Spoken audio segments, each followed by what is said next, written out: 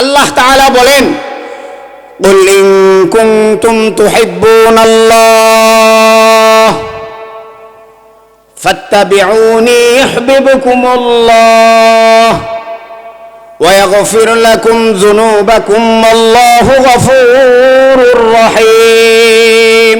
আল্লাহ পাক রব্বুল আলামিন তার প্যারা নবী মুহাম্মদুর রাসূলুল্লাহ সাল্লাল্লাহু আলাইহি ওয়াসাল্লামকে ইরশাদ করে বলেন, ওগো নবীজি, আপনি জানিয়ে দেন আপনার উম্মতেরা, আমার বান্দারা যদি আমি আল্লাহ তাআলার ভালোবাসা অর্জন করতে চাই, আমি আল্লাহ তাআলার প্রেম আর ভালোবাসা দিয়ে যদি তাদের দিলটা ধুয়ে মুছে পরিষ্কার করতে চাই, তাদেরকে জানিয়ে দেন তারা যেন একমাত্র আপনার নবীকে অনুসরণ করে। কাকে? একটু আওয়াজ দিয়ে বলবেন, কাকে? ওই যে আছে না, ওদেরকে তো আর বলে নাই, কাকে বলছে? এই যুবক ভাইরা, নেইমারকে বলছে নাকি? কাকে বলছে? সাকিব খান? কায় ভালো করে মনে রাখবা, কাকে অনুসরণ করার কথা বলছে? নবীকে। যদি আপনি আমি নবীকে অনুসরণ করি, নবীকে যদি ভালোবাসি, তাহলে আল্লাহ তাআলা বলেন আল্লাহ তাআলার ভালোবাসা অর্জন হয়ে যাবে। মুহতারাম হাজিরিন, আল্লাহ তাআলার ভালোবাসা, আল্লাহ তাআলার পেয়ারা বান্দা হওয়া, আল্লাহ তাআলার নৈকট্য অর্জন করার মাধ্যম হলো নবীজির ভালোবাসা, নবীজির আদর্শ। ও দোস্ত, এখন বর্তমান সময়ে নবী পাইবা না। এই মুসলমান, মুক্তাগাছার মুসলমান শুনে রাখো, বর্তমান সময়ে নবী পাইবা না। বর্তমান সময়ে আকাবির কাসেম নানতুবি রহমতুল্লাহি আলাইহিকে পাইবা না। বর্তমান সময়ে শাইখে পালিয়া রহমতুল্লাহি আলাইহিকে পাইবা না। বর্তমান সময়ে যদি উলামায়ে কেরামদেরকে মানো, উলামায়ে কেরামদের কথা অনুযায়ী যদি তোমাদের জিন্দেগি পরিচালনা করো, নবীকে অনুসরণ করা হয়ে যাবে। এই উঠা বসা করতেছেন কেন? বসেন। বসেন তো আবার বলা যায় না, এগুলো তো সমস্যা। বসেন বসেন, কথা বলো ঠিক কিনা? এজন্য মুহতারাম হাজিরিন, অনুসরণ করার কথা আল্লাহ তাআলা বলতেছেন কাকে? নবীকে। কাকে? যদি নবীর মোহাব্বত আর নবীর ভালোবাসা নিয়ে যদি আপনি আমি চলতে পারি, নবীর জন্য যদি নিজের জীবন উৎসর্গ করতে পারি, নবীর জন্য যদি নিজের জীবন যদি বিলায় দিতে পারি, তাহলে তুমি আর আমি নিজেকে মুসলমানদের যুবক দাবি করার সফলতা। কথা বলো ঠিক কিনা? যুবক দাবি করো, আবার অমুক জায়গায় গিয়া যাত্রা গানের আয়োজন করো, আবার বলো ইয়া নবী সালাম আলাইকা। নবীর প্রেম আর ভালোবাসা দিয়ে দিলটা খুব ভরা। আমার ভাই চলে আসছে, বসায় রাখা কথা বলা বেয়াদবি, ক্ষমা চেয়ে নিচ্ছি ভাই, অল্প সময়ের ভিতরে শেষ করে দিচ্ছি। তো ভাই, নবীর প্রেম আর ভালোবাসা, নবীর প্রেমে যারা জীবন দিয়েছেন, নবীর প্রেম বুকে লালন করে যাদের জীবন বিলিয়ে দিয়েছেন, আল্লাহ তাআলা তাদের কথা কোরআনের মধ্যে, ইতিহাসের কিতাবের মধ্যে উল্লেখ করা হয়েছে। তাদের নামগুলা সোনালী অক্ষর দ্বারা ইতিহাসের পাতায় লেখা হয়েছে। আর বর্তমান আমাগরের ময়মনসিংহের যুবকগুলার অভ্যাস হলো, ওয়াজের মাঠও আছে, জিহাদ জিহাদ জিহাদ চাই, লাগিয়ে ফললে আমরা নাই। কথা বলো ঠিক কিনা? হ্যাঁ, জিহাদ চাই, আবার গিয়া জিহাদের বিরুদ্ধে বাংলা কয়ে গাইরা স্লোগান দেয় আবার আলেমদের বিরুদ্ধে। মনে রাখবা যুবক ভাই, পায়ে হাত ধরে বলে যাই, বর্তমান সময় আর নবী পাইবা না।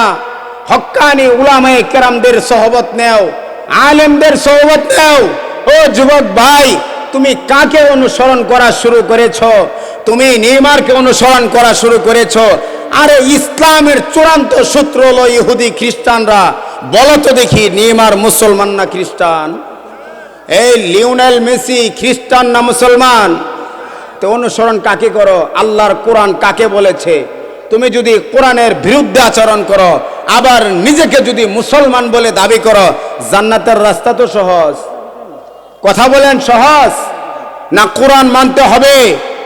জোরে বলতে হবে কোরআন মানতে হবে, হাদিস মানতে হবে, উলামায়ে কেরামদেরকে মানতে হবে, আল্লাহ ওয়ালা বুজুর্গদের সহবতে যাইতে হবে, তারপরে আশা করতে পারো। এই দিক দিয়ে ইসলামের বিরোধিতা করবা, ইসলামের বিরুদ্ধে ঢাল নিয়ে রাস্তায় নেমে পড়বা, আলেমদেরকে কথাই নাই যে পরিমাণ নির্যাতন হয়। আল্লাহ তাআলা হেফাজত করুক।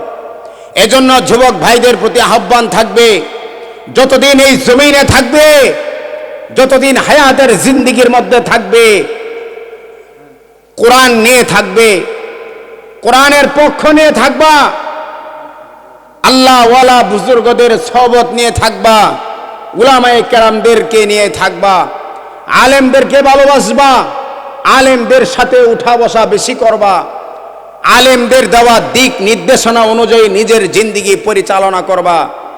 ইনশাআল্লাহ পারবা তো? আওয়াজ দিয়ে বলতে হবে, পারবা তো? পারবা তো ইনশাআল্লাহ? যে কথাগুলো বললাম আল্লাহ তাআলা আমাকে আমল করার তৌফিক দান করুন। আল্লাহ তাআলা আলেমদের প্রতি ভালোবাসা নিয়ে, নবীজির প্রেম ও ভালোবাসা নিয়ে এই জমিনের মধ্যে আমাদেরকে চলার তৌফিক দান করুন।